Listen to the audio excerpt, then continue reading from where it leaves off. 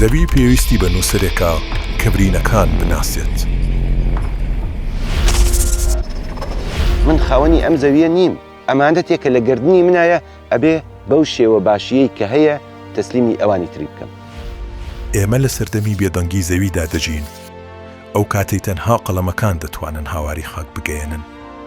بە بەشێکی گرنگ لە ئەزمموی خۆمیدا ئەنەم ئەوش کتێبی لێوارە. دەڵێن زەوی لەبیر چۆتەوە، بەڵام لێرە قەڵەمێک هەیە برینەکانی دەژمێرێت. راپۆرتی حکوومەتی عێراق بۆ نەتەوە یەکگرتووەکان یەکێک لە سەرچاوەکانی ئەو راپۆرتە نووسینەکانی منن.